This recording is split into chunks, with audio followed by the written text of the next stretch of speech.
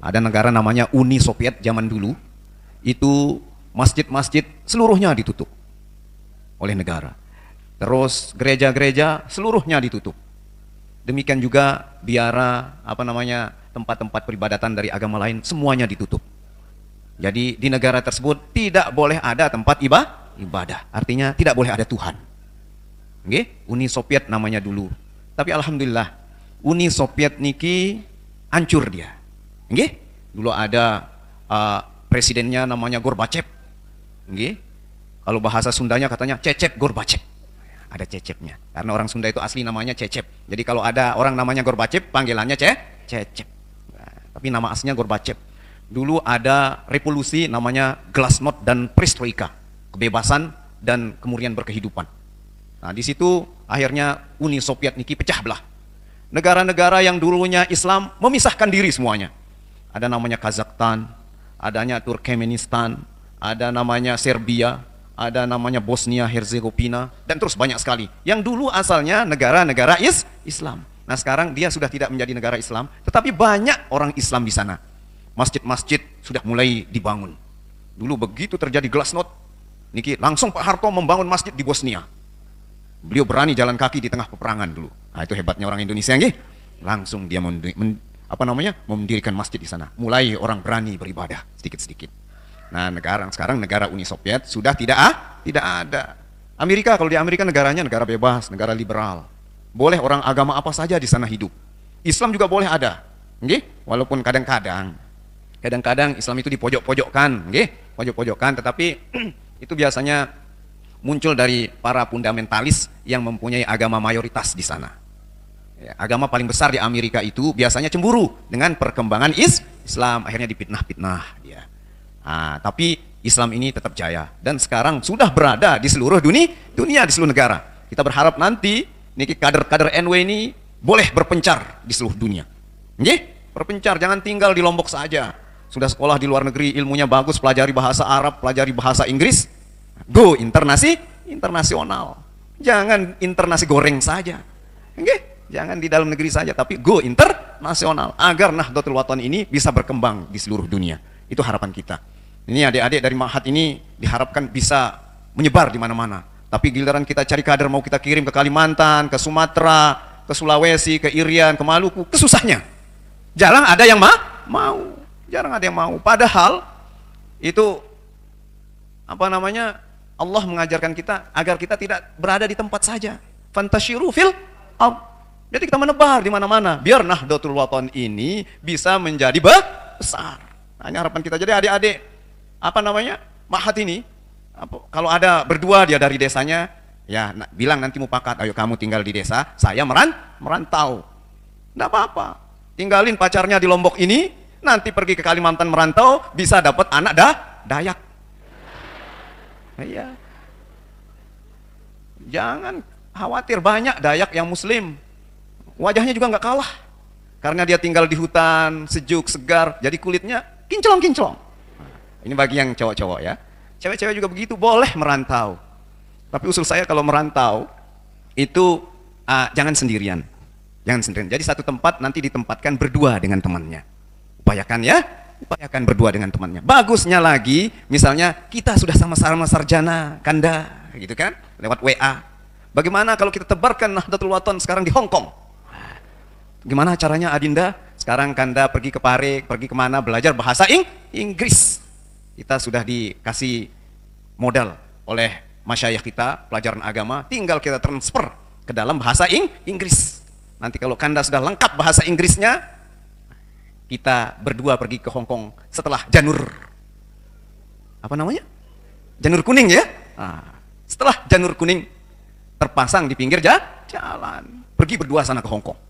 Nanti yang laki-lakinya ceramah, yang perempuannya bikin majelis ta'lim sambil masak di sana, ya, karena kalau makan di warung mahal di Hong Kong, nggih, mahal sekali. Itu pun yang ada nanti mie goreng. Dah gitu siangnya makan mie rebus, malamnya makan mie goreng campur mie rebus. Besok pagi bingung, sudah mie rebus campur lagi. Akhirnya beli aja rice cooker, masak. Jadi istrinya yang masak, suaminya yang berdakwah. Insya Allah Nahdlatul Wathon bisa jaya. Insya Allah, nggih. Tapi hidup niki tidak seenak cerita. Ya, hidup ini tidak seenak cerita. Waktu Rasulullah SAW jalan-jalan berdua dengan Abu Dzar. Abu Dzar ini sahabat Rasul. Nggih? Abu Dzar Al-Ghifari namanya. Itu sahabat Rasul. Mungkin kalau tidak sahabat jarang Nabi jalan-jalan ya. Ya. Kalau ada yang jalan-jalan bersama Rasulullah SAW dalam mimpinya, itu termasuk orang istimewa. Yang lebih istimewa lagi, orang yang bisa jalan-jalan dengan Nabi tidak dalam mimpi. Termasuk Abu Dzar. Abu Dzar ini seorang sahabat yang sangat pemberani. Orangnya gagah, diriwayatkan seperti itu, gagah, tinggi besar. Dia berasal dari desa Gifari. Desa Gifari itu perlintasan perdagangan, Bapak Ibu.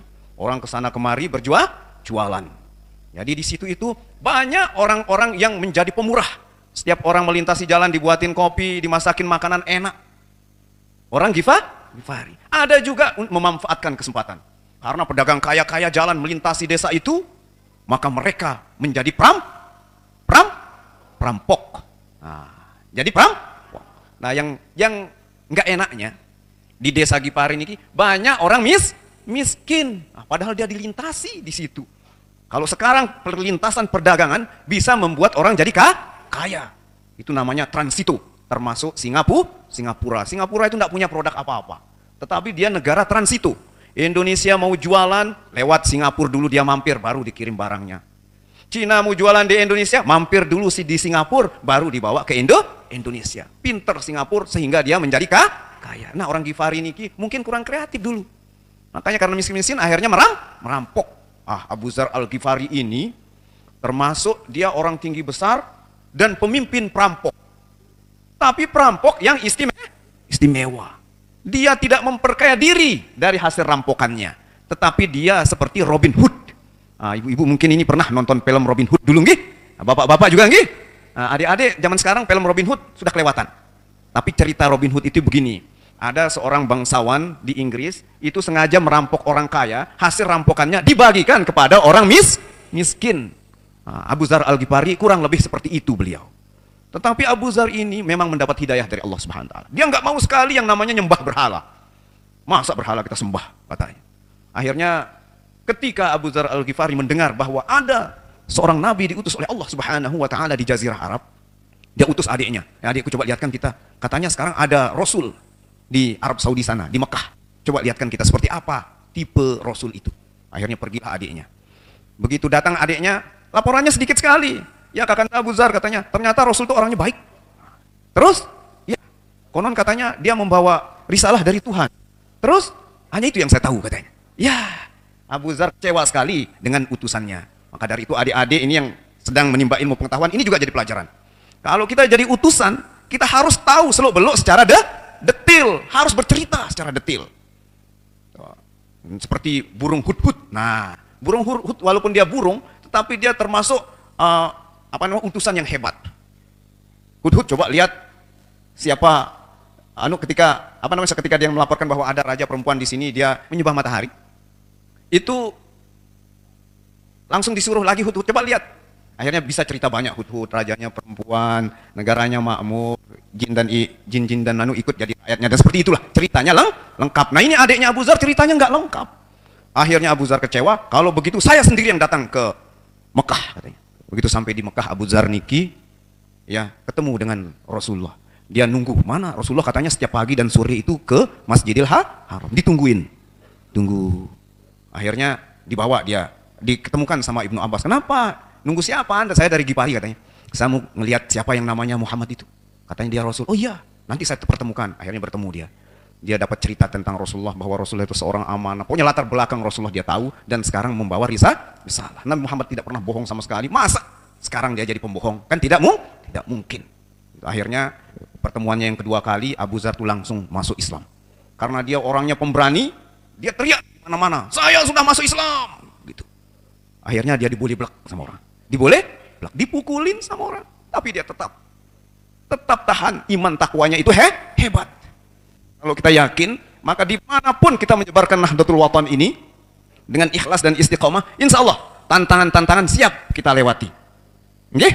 Ini adik-adik yang cowok-cowok ini, ya, yang mahat-mahat ini, memang ketika kita berani ingin membuat diri kita besar, maka kita harus bisa tumbuh. Bagaimana caranya tumbuh pepohonan tuh? Kasih dia rabuk. Kasih dia rabuk, kasih pupuk. Pupuk itu nggak enak bagi pepohonan. Misalnya pupuk organik katanya, tapi terbuat dari tai ayam. Pupuk apa katanya? Kalau deketan sedikit bisa membunuh pepohonan. Sehingga pupuk itu pada dasarnya itu harus diatur sedemikian rupa, harmonisasi antara kejahatan dan kebaikan. Jadi kalau kita menjadi pejuang, ingin besar, harus mampu menyerap pupuk dengan harmonis. Harus sesuai. Oke, Bapak Ibu yang nggak pernah mupuk pepohonan, jangan mupuk pepohonan langsung di batangnya. Bisa mati. Harus agak jauhan, jaraknya harus harmonis sesuai dengan aturan. Gitu juga. Adik-adik ya, nah ini Abu Dzar seperti itu dia. Dia ingin jadi orang besar, dia berani mengatakan bahwa saya sudah muslim, dipukul oleh orang, tidak jadi masalah. Akhirnya ketika Islam jaya, Abu Dzar ini termasuk sahabat yang sangat dihormati oleh sahabat lainnya. Nah, pas Rasulullah jalan-jalan dengan Abu Dzar ini, Rasulullah berpesan kepada Abu Dzar. Qala Rasulullah sallallahu alaihi wasallam, "Ya Abu Dzar, jaddidis safinata fa innal bahra 'amiq." Kata Rasulullah sallallahu alaihi wasallam. "Wa khuziz zada fa innas safara ba'id." Jadi artinya, wahai Abu Dzar, jaddidis safinata fa innal bahra 'amiq. Wahai Abu Dzar, perbaiki selalu perahu kamu. Perahu kamu. Karena lautan ini dalam. Nah, ini kata kiasan. Rasulullah tidak langsung mengatakan sesuatu kepada Abu Dzar nasihatnya, tetapi dia memakai amsal-amsal. Contoh kehidupan. Jadi, ya Abu Dzar, jaddidis safinah. Wahai Abu Dzar, perbaiki selalu perahu kamu. Jaga perahu kamu. Perahu katanya. Abu Dzar ini tidak punya perahu dia. Abu Dzar ini bukan nelayan. Tetapi Rasul mengatakan jaddidis safinah. Maksudnya di sini para ulama mengartikan secara khusus safinah itu niat. Jadi dalam berkehidupan ini yang pertama kita jaga niat. Tetapi para ulama yang lain mengatakan di samping niat yang disebut dengan safinah ini adalah bahtera untuk mengarungi kehidupan. Jadi segala persiapan kita, baik yang namanya perangkat kehidupan, baik yang namanya perangkat lunak maupun perangkat keras, baik ilmu pengetahuan atau harta benda yang kita punya, yang kita siapkan untuk peribadatan, itulah yang disebut dengan safinah, dengan perahu. Jadi peralatan kita untuk hidup, tetapi ulama mengatakan ini niat. Jadi niat ini sangat utama. Jaga niat kalian, ikhlaskan niat kalian, perbaiki niat kalian. Fa innal bahru 'amiq. Karena dalam kehidupan ini banyak tantangan. Lautan itu dalam, kata Rasul. Maksudnya dalam itu kehidupan itu banyak sekali tantangannya, Bapak Ibu. Banyak cobaannya. Yang namanya kehidupan itu bahru 'amiq. Termasuk dalam menyebarkan Nahdlatul Wathon. Ya, perangkat kita namanya Nahdlatul Wathon, perangkat kehidupan kita jaddidis safinah yang kita isi dengan iman dan takwa. Itulah jadi modal kita dalam mengarungi bahtera kehidupan. Gitu. Jadi NW dan iman dan takwa, NW iman dan takwa. NW itu sebagai pondasi perjuangan kita yang dilandasi dengan iman dan takwa. Gitu kalau kita larikan ke Nahdlatul Wathon. Tapi kenapa kok Rasul memperingati sahabatnya yang sudah jelas-jelas takwanya luar biasa? Nah, ini artinya orang takwa saja masih dinasehati, apalagi orang yang kurang takwa. Kita ini kurang takwa kita semuanya. Karena itu kita butuh nasihat. Kita butuh pengajian dari para tuan guru. Nggih? Karena kita harus yakin bahwa kita tetap kemana-mana kita pergi, pergi membawa musuh kita. Kita pergi membawa musuh. Ada dua musuh kita, Bapak Ibu. Nggih? Ada dua. Yang pertama musuh kita iblis dan kawan-kawan. Iblis dan kawan-kawan. Qala fa bima a'udzu billahi minasyaitonir rajim, qala fa bima aghwaytani la'aqudanna lahum siratal mustaqim. Tsumma la'atiyannahum min baini aydihim wa min khalfihim wa an aymanihim wa an syama'ilihim wa la tajidu aktsarahum syakirin. Jadi setan itu setelah diponis oleh Allah Subhanahu wa taala, dia itu tidak orang yang manut, tidak orang yang sami'na wa ata'na. Waktu itu kan Allah jadi pimpinan. Ya, karena hambanya masih terbatas. Allah itu baru menciptakan awal-awal. Jadi Allah menjadi pimpinan. Iblis itu disuruh taat kepada Allah. Tapi disuruh sujud saja kepada Adam, dia tidak mau. Dia tidak mau taat. Karena iblis itu mempunyai jiwa sombong, takabur. Dikiranya dirinya dibuat bagus, cantik oleh Allah Subhanahu wa taala, dia lebih mulia dari perintah Allah. Kalau secara jasad mungkin dia lebih mulia dari Adam. Tetapi di balik itu ada perintah Allah untuk menyuruh dia sujud kepada Adam. Jadi yang kita taati itu adalah perintah. Iblis inilah orang yang pertama mendapat kutukan dari Allah karena dia tidak sami'na wa ata'na. Itu intinya di situ Bapak Ibu. Jadi musuh pertama kita iblis. Dia datang dari depan, dia datang dari belakang, dia datang dari kanan, dari kiri. Artinya dari seluruh penjuru setan itu selalu menggoda kita Bapak Ibu. Kita mau sholat, rupanya kamu ini harus masak dulu. Kan sholat masih panjang waktunya. Kata iblis ini membisiki hati kita kan. Nah ini ibu-ibu, iya ya. Padahal dia sudah wudu ini. Udah wudu. Kalau gitu saya masak air aja dah. Ntar sambil sholat sunat katanya kan. Ambil air dulu, waktunya sudah lewat sedikit kan. Semula dia mau sholat di awal waktu, jadi pertengahan waktu. Ntar lagi sholat Allahu Akbar. Kebetulan dia pakai kocor yang ngereng itu kan. Baru Allahu Akbar, baru 2 rakaat, bunyi kocornya kan. Bunyi kocornya kedengaran, dia bangkal. Waduh, udah bunyi dia ini. Kalau gini kalau gini caranya, saya harus ngebut sholat. Akhirnya semula dia mau baca kulhu setelah Fatihah, dia bilang malah Fatihahnya dikebut. Dolinan. Ya, itu musuhnya iblis. Itu musuh pertama. Iblis itu nyata pada dasarnya Bapak Ibu.